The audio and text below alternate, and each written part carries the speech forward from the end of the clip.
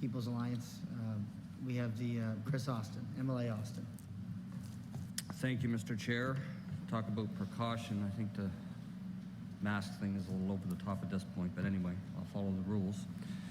I do just want to drill down a little bit on the issue around the ban in Quebec that took place. And I guess what we hear from forestry, from the industry here, is if you ban glyphosate on Crown land, it's going to greatly impact the economic outcome of the forestry industry in New Brunswick. Now, obviously, Quebec has done it. And you made an interesting comment to say, you know, forestry didn't walk away when they banned glyphosate. They found other ways. So are you aware of what those other ways were and how that transition happened, and maybe give us a little more detail of how the forest industry in Quebec, from what you know and you understand, has made that transition from, you know, the use of glyphosate to not using glyphosate? What I know about it, through you, Mr. Chair, Mr. Austin, is that it was phased in so that companies could adjust, get different types of machinery and hire up crews. And it was phased in over quite a long period of time, so that 8 years, I believe, from the original recommendation, 5 years from when government approved the policy. And when you think about the forest companies, think of Resolute, okay, a big international forest company that operates in northern Quebec and in northern Ontario. Thousands and thousands of people employed by that corporation, and hundreds and hundreds, millions of square foot of timber used, and a very successful company. That's kind of, I didn't mention that, Mr. Austin, but it's also that kind of other perfect storm going out there, you know, like plywood's like worth more than my house now, that kind of stuff. You got this perfect storm of economic opportunity as well. Look, I can tell you, they will bellyache about it. They did in Quebec as well.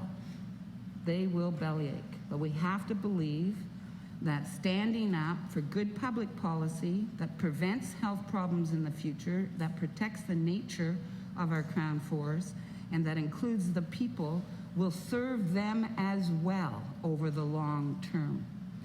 We will not see a dramatic decrease in timber supply as a result of this one public policy move. We will see more jobs created in the forests. We know that. Yeah, and you know, I think I've made my position clear on this many times in the past. I think we are on the same page in that regard. I've always said, you know, people that are working in the industry would be certainly increased if you took away glyphosate spraying. I guess another argument industry will use, and I do think they have a reasonable argument in this case, is the difference between forestry and agriculture. And I know you alluded to that and mentioned that specifically in your presentation. You know, they say, you know, we spray the trees, but you don't eat trees. You know, you spray the potatoes, which you do eat, and corn and everything else.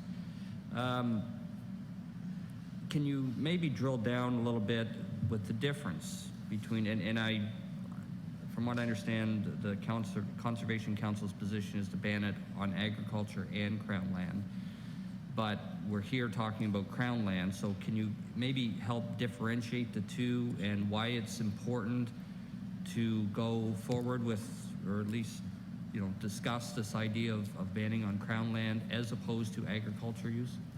Sure. That's a very good question, Mr. Chair.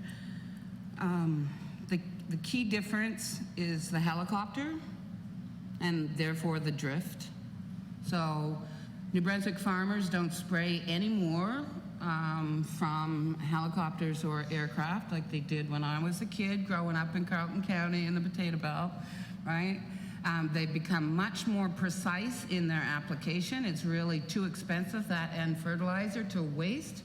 So they've gotten a young man that farms my dad's farm and grows potatoes for McCain's can show me exactly that meter by meter area that needed some fertilizers and how the rest of the field didn't need it at all. That's a dramatic difference from when I was helping Dad seed on the back of a cedar with the bag going in with those big discs. Remember those things? Whew, that was hard work.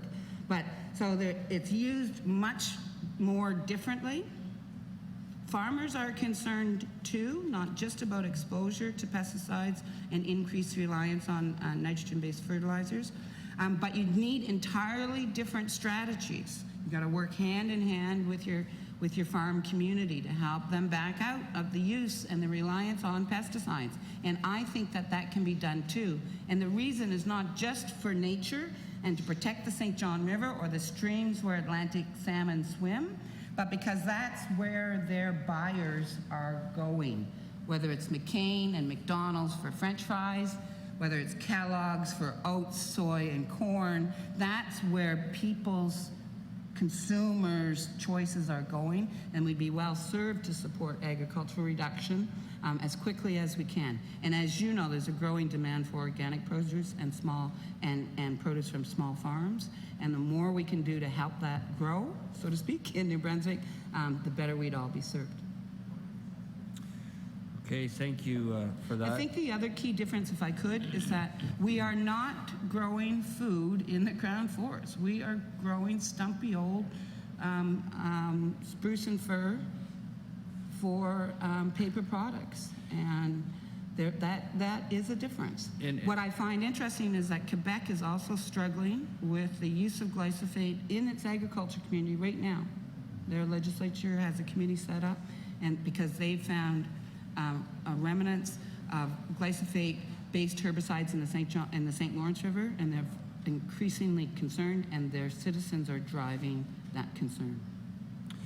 Yeah, thank you, and I agree. They are two different things. I mean, one, we're talking about the people's land, Crown land, in relation to the forest versus private land, which is often the case with agriculture.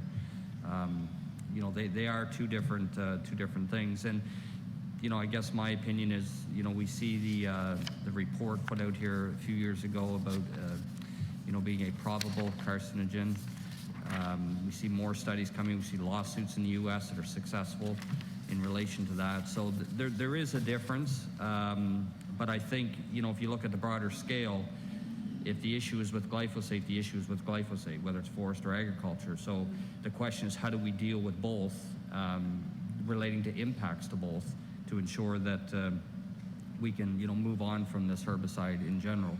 I just wanted to, a couple minutes left. The Conservation Council had hosted a retired professor, Dr. David Coombs, to provide a presentation on glyphosate causing DNA damage several years ago.